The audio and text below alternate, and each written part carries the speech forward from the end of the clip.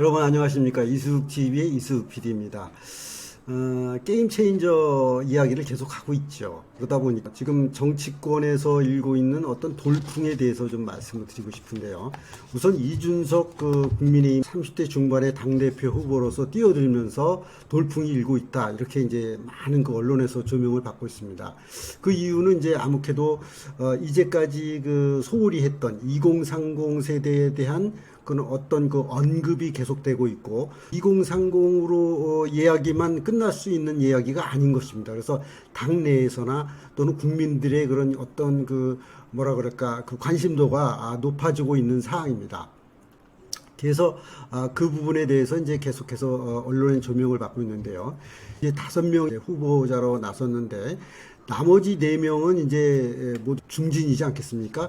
그러니까 이 중진들이 지금 어떻게 하느냐에 따라서 이준석 후보가 이제 대표가 되느냐 안 되느냐 이런 와중에 있기 때문에 돌풍이 분다고 합니다.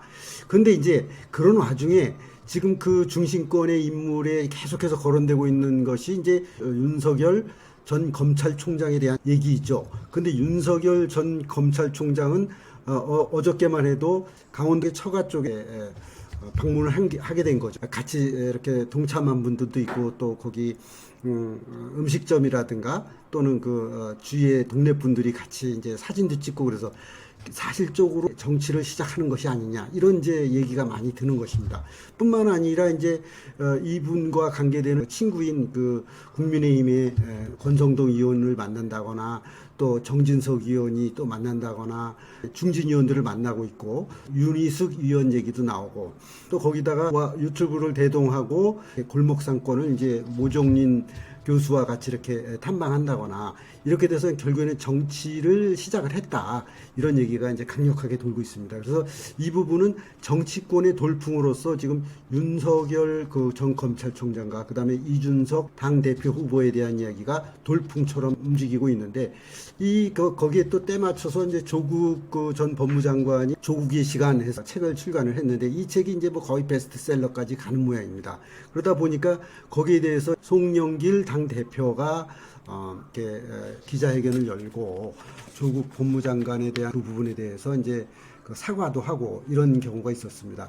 또 사과를 했더니 또 당내에서는 또 그걸 비판하거나 이런 사항이 있는데 결국에는 이런 게 무엇입니까? 당의 입장에서 국민보다는 당의 입장에서 자꾸 생각을 하기 때문에 이런 문제가 생기는 것 같습니다. 정치권의 돌풍은 이제 윤석열 전 검찰총장과 이준석 당대표 후보에 대한 이야기를 전해드렸는데요.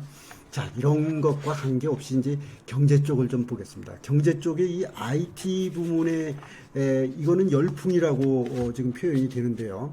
NFT 이야기가 많이 나옵니다. 요즘 등장하는 IT 용어 중에서 NFT, 메타버스 또는 암호화폐 이런 얘기가 많이 나오는데 이제 암호화폐야 이제 이미 여러 언론에도 오르내리기 때문에 이미 이제 잘 알고 있고 메타버스도 조금 나오는데 자, 이 NFT는 뭐냐? 그러니까 non fungible token 해가지고서 이제 이게 대체 불가한 토큰이라 이 얘기입니다. 쉽게 얘기하면 이제 블록체인을 활용한 방식인데 아트에 그림에 이게 이제 관련이 된 거예요. 관련이 됐는데 최근에 이제 우리나라 현대 작가군에 보면은 김한기 화백, 그다음에 박수근 화백, 그다음에 이중석 화백이 이제 대표적인데 이제 기획사에서 이분의 작품을 블록체인화해서 대체 불가한 토큰으로 이 작품을 이렇게 경매에 나섰던 겁니다. 작품 경매를 하는데 이 기획을 했던 게 중단이 됐습니다. 중단된 이유가 뭐냐면은 이 작품이 저작권에 대해서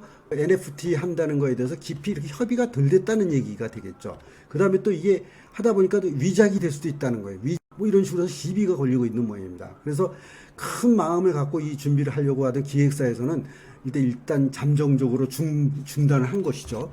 그런데 김한규 화백 같은 경우는 이제 전면 점화라고 해서 이렇게 추상화하기 때문에 그 그림이고 또 박수근 화가의 경우는 두 아이와 엄마라는 작품입니다. 우리가 이제 많이 봐왔던 그런 작품이고 그 다음에 이중섭 화가의 경우는 이제 소에 대한 건데 대표적인 작품을 블록체인이라는 새로운 첨단 기술과 현재에 있는 아트 작품과를 융합한 그런 것을 보여주는 것인데 이 작품을 예전에 보면은 어떤 소녀가 뒤에서는 이제 막 꽝하고 이렇게 폭발이 되고 있는데 소녀가 미소 짓는 그런 그것이 외신을 탔었습니다. 근데 그 사진 작품이 상당한 가격으로 팔렸다. 또는 이제 외국 작품의 경우에 이제 NFT로 했더니 가격이 올라갔다. 이렇게 열풍이 분다는 겁니다. 그래서 지금 해외 유명 작가들의 작품이나 또 우리나라 국내의 유명 작가들의 작품을 NFT로 해서 이렇게 경매를 하는 경우에 그 가격이 이제 뭐 억대, 10억대, 뭐 100억대 이렇게 올라가는 모양이에요. 그러다 보니까 이게 이제 새로운 아트 작품에 대한 어떤 출구가 되기는 하는데 거기에 대한 준비가 아직 우리나라는 덜 됐다 이렇게 보여주는 것이죠. 이제 이것이 잘 풀려서 미술 시장에 토응이 됐으면 좋겠습니다. 그런가 하면 이제 메타버스 얘기도 많이 나와. AR이나 오그먼트 리얼리티나 이제 가상현실 관련된 그 믹스드 리얼리티, 믹스된 그런 그 가상현실 세계를 얘기하는데 이것이 이제 메타버스화 되니까 그 윗단에 이제 좀 더 아바타들이 실제로 나타나서 거래를 한다거나 놀기를 한다거나 게임을 하는 경우가 이제 메타버스인데 이것이 앞으로 이 트렌드를 형성한다고 합니다. 그러다 보니까 메타버스 관련된 주식들의 주가가 많이 올라간다고 하거든요. 암호화폐 얘기를 빼놓을 수 없는 것이 권은희 그 국민의당 그 의원께서 주최한 포럼에 안철수 대표가 이제 그 참석을 하셨던 모양이에요. 근데 이분이 이제 말씀하시기를 암호화폐가 또 폭락할지도 모른다. 그런 폭락 조짐이 보인다 이미. 그런 얘기를 해서 또 이제 많은 투자자들이나 이런 분들이 지금 가슴을 쥐고 있는 모양입니다. 예를 들어 1천만 원, 7천만 원, 8천만 원 할 때 들어갔던 사람들이 지금 어떻게 되겠습니까? 한 4천만 원에서 3천만 원대로 왔다 갔다 하다 보니까 이미 그 떨어진 거죠. 떨어진 상태에서 이게 이제 반등하기를 원하는데 이게 언제 반등할지 모른다 이런 상황이 되겠습니다. 그래서 이제 가슴을 쥐고 있는 상태에서 또 폭락할지 모른다는 얘기를 하니까 투자했던 분들이 상당히 어려움에 처한 그런 상황을 조금 말씀을 드리려고 합니다. 여러분 오늘은 그 정치권에서는 이제 그 윤석열 검찰총장의 정치 시작, 이준석 국민의힘 당대표 후보자의 어떤 돌풍, 그래서 이 두 분의 돌풍을 이제 말씀을 드렸고요.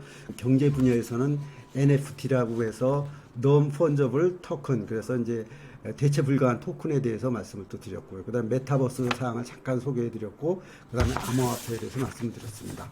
여러분 고맙습니다.